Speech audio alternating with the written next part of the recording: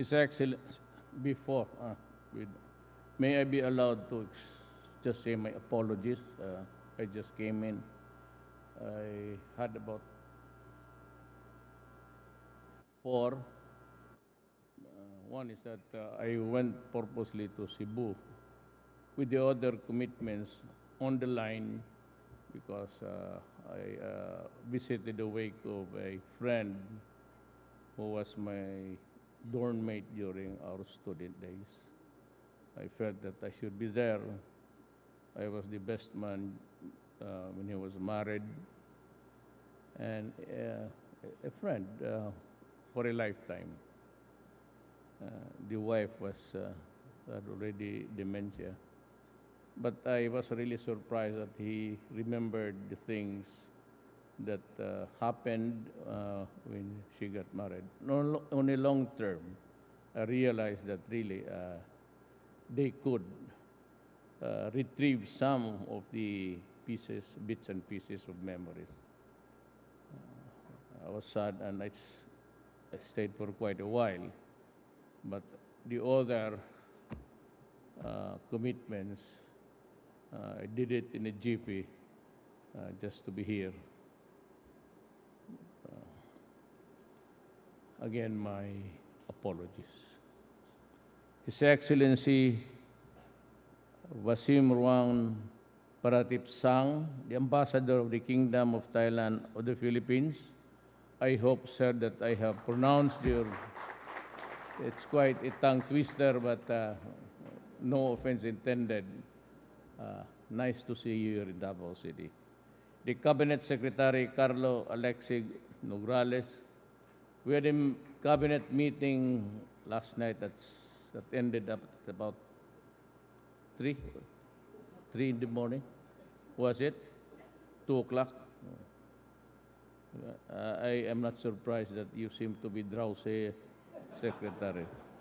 And also our Tourism Secretary, Bernadette Romulo Puyat. Well, walang problema ito si Berna. Kasi puyat na talaga to eh. Sa pangalan pa lang. We were talking about this affair last night. Senator Bongo, saan si Bongo? Oh,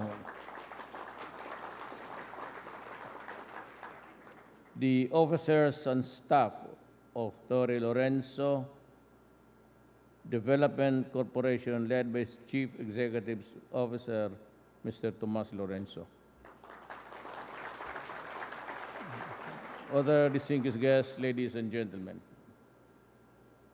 let me congratulate Torre Lorenzo Development Corporation for the grand opening of the Dusit D2 Davao Hotel and the Dusit Thani Grand Ballroom. I suppose that we are in this room right now. It is truly my pleasure to join you today as we welcome this vibrant premium hotel infrastructure in my home, the city of Davao. I am optimistic about the boundless opportunities that this project offers to Davao's socio-economic development. I thus look forward to the hotel's contribution in boosting tourism and generating employment for my fellow Davaoenos. This contemporary structure is indeed a commendable work of architecture, as it boldly stands as a symbol of our continuing path of sustainable development, not just for the city, but for the rest of Mindanao. May this functional and relaxing environment that you provide your guests enable you to set the standards in hotel management in the country. Yeah, you have enabled there, Insular Hotel, somewhere.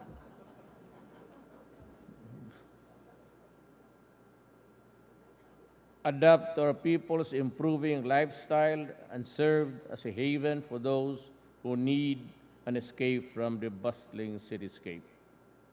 I trust that you will continue to expand your projects in the urban centers and destinations across the country, demonstrating in the process of your commitment to the customer satisfaction and excellent service.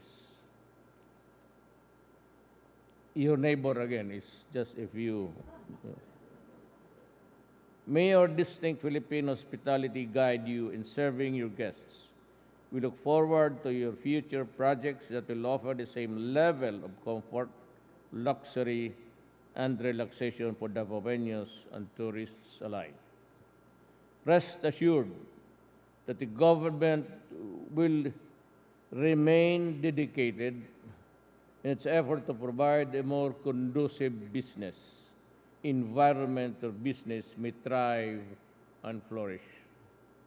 With the help of the hospitality industry, I am confident that we can pave a wider path towards sustainable progress for Davao and the rest of Mindanao.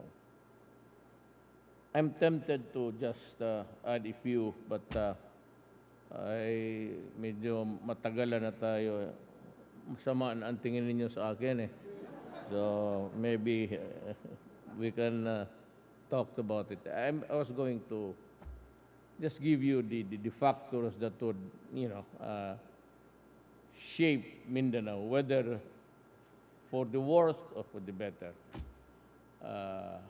We have been able to strike a solution in central Mindanao.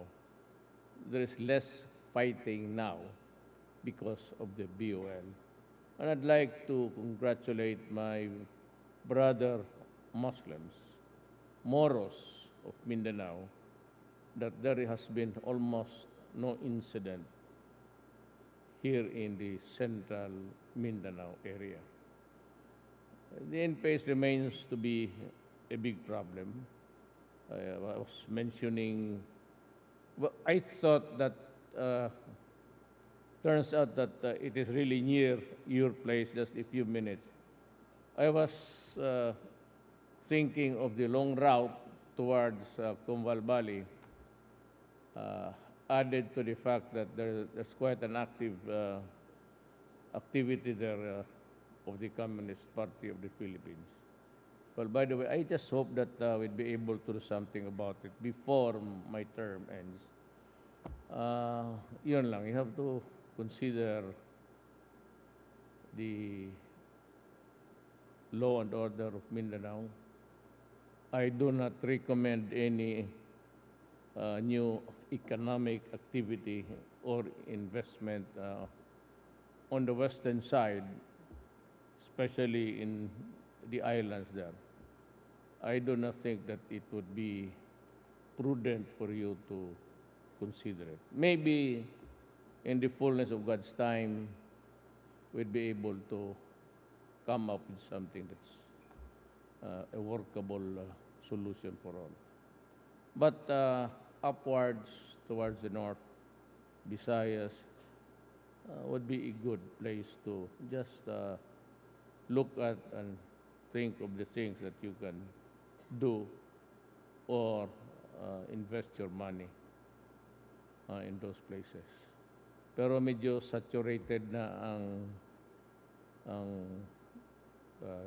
Visayas, except for itong eastern side, underdeveloped pa on the western side. But yung Cebu and Bohol are really good places to consider. So, I have to you just talk to Berna. She knows my mind. And the things that we consider, especially tourism, when we offer a program for whatever connected with business and investment. Again, I'm very sorry for being late. I could not really do something more and doing it faster. Alam mo, you have to, there's a commitment there and you have to talk and all the things. So, I thought that nag-uwi na kayo. When I came in, there was only one single motor vehicle na nakaparking. Sabi ko, hindi na nakahintay. At I did not know na wala mo na nakitang sakyan. Saan sakyan ninyo? You came in from the water? Few motor vehicles really outside. Kaya sabi ko, hindi na nakahintay. Mabuti ito. Well, I thought, nung pagkakyat ko, sabi ko, medyo ito, kasi may ballroom. Anyway, let me just say that I'm very happy to see you. And I'd like to give you a handshake to make up for the delayed opportunity to maybe have a talk. More the usual, the things that you'd like to know. So, to the Lorenzos, this is a good move, sir. I have a new Secretary of Agriculture, and I was really considering you.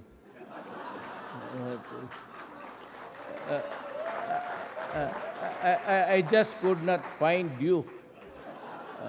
In the previous years, you were everywhere, be it in the hotels, and so I settled for somebody who was a farm boy, and huwag mo lang sabihin sa kanya. Without being really offensive to anybody, but you know how the Ilonggos, may ara na lahat na solusyon sa buhay naton. During the first cabinet meeting, huwag niya isabi sa kanya, pahiya yung tao. English po kining yan eh.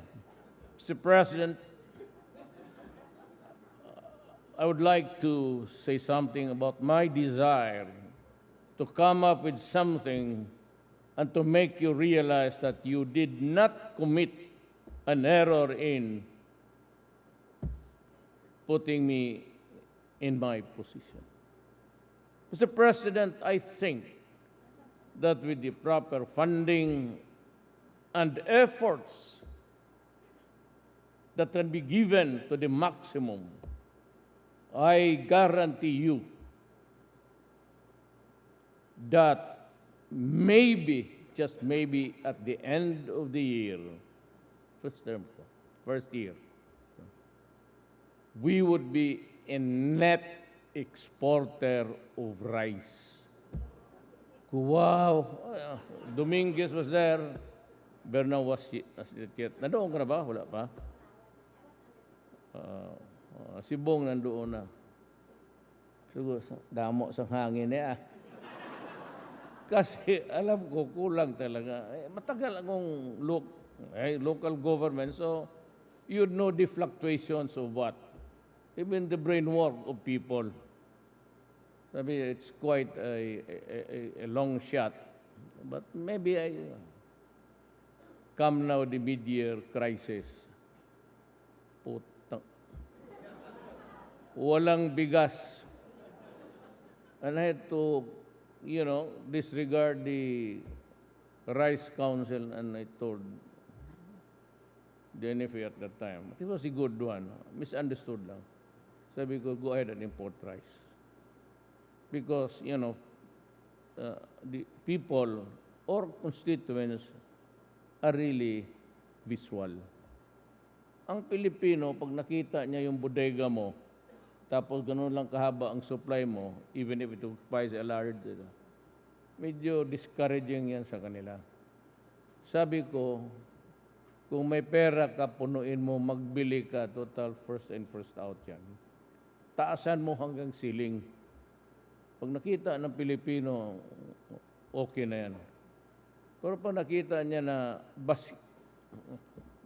even if you have the entire bodegas there reserved, pag hindi niya nakita, kinakabahan. So you create a crisis. But it's really all in the mind. We had enough rice. But how, the other side would generate the sentiment and even the fear. So I could, sa panahon mo, sir, wala. So, Dusit of Thailand was really correct in partnering with you. So with that, I say again, I'm sorry and thank you for listening to me.